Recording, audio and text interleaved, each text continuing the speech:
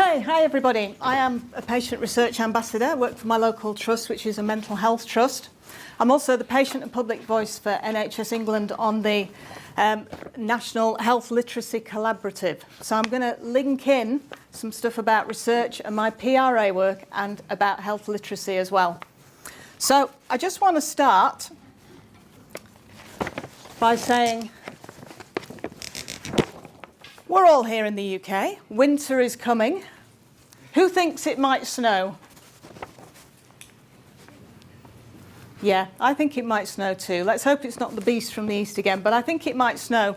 Now, I know in this country we like to talk about the weather, so let's talk about the weather. What type of snow can you tell me? What's the kind of snow? White. White snow, okay. Cold. Wet. White, cold. Okay. So we've got about 7 words there for snow that we would use regularly. Now, I don't know whether you know this, but there was a suspected urban myth that the Eskimos had more words for snow than we did. And this became thought of as an urban myth, that it wasn't really true, it hadn't really happened. So some researchers in America at a university decided to explore this and think, is it an urban myth or is it true? And guess what they found? They found that it was true.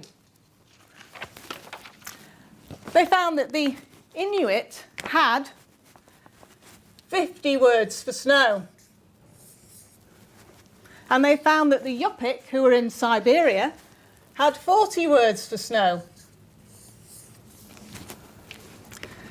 Now, one of the reasons for this is that their lives depend on their understanding of snow.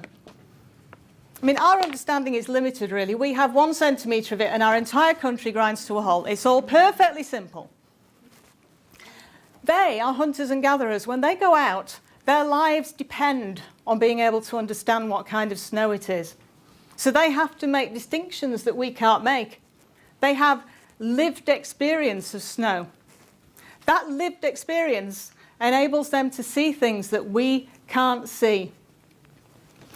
So if you're about to take a sledge across a frozen river out where the Inuit live, are you going to ask somebody from over here what kind of snow it is? And they go, well, it's fluffy. Yeah, it's crunchy. Are you going to risk your life and ask one of us? Or are you going to ask one of the Inuit? Because I know who I'm going to ask if my life depends on it. Now, I use this exercise to teach people about patients having lived experience, being able to see things that clinical staff can't see, having a different kind of expertise. It's about them being experts.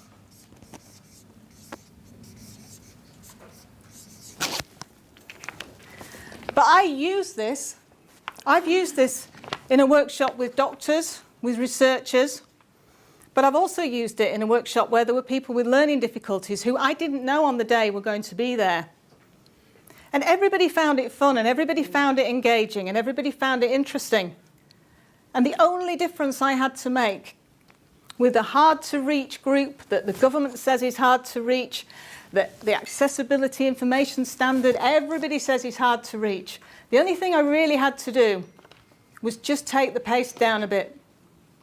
Just spend a little bit more time. All we really need to do sometimes is just invest a little bit more time and a little bit more patience to engage people. And that's all I had to do for that.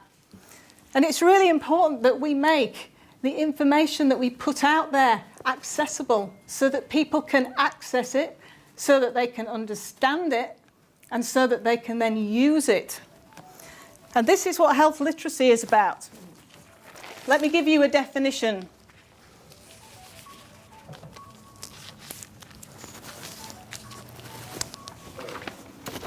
Health literacy is the personal characteristics and social resources needed for individuals and communities to access, understand, appraise, and use information and services to be able to make decisions about their health. And then I want to introduce you to the patient C.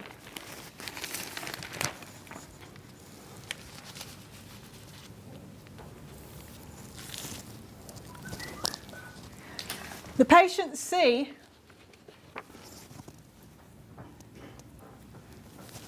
lives in an area that has social deprivation.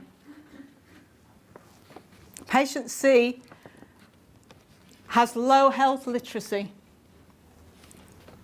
The patient C has a health condition. It's whatever health condition you want it to be that you're relating to, that your study is about. It could be one of your potential patients. They feel powerless in their life, generally. So they feel powerless about their health. And they struggle. And they suffer, and they're out there right now. So I just want you to think about that. And I want you to think, when you apply for funding, when you write your research, when you do something, when you behave a certain way. So when you do say or write something, think about patient C. Think about them and think, when I do that, am I communicating or complicating? Because we can talk all day, and we are talking today about the accessibility needs. We're talking about inclusion and diversity. We're talking about the Equality Act.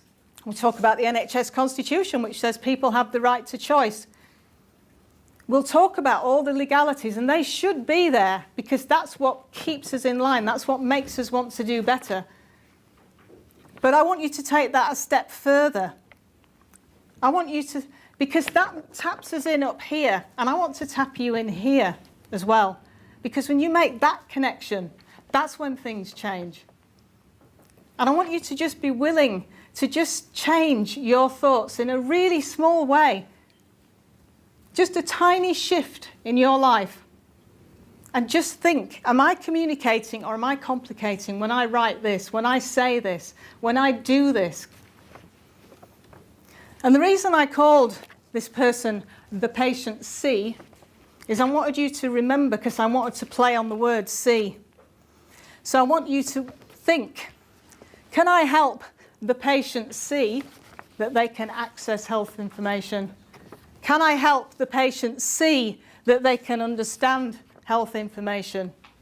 And can I help the patient see that they can use health information? And it's just a tiny shift. But if we start a tiny shift today, it becomes something much bigger. Because if patient C could take part in research,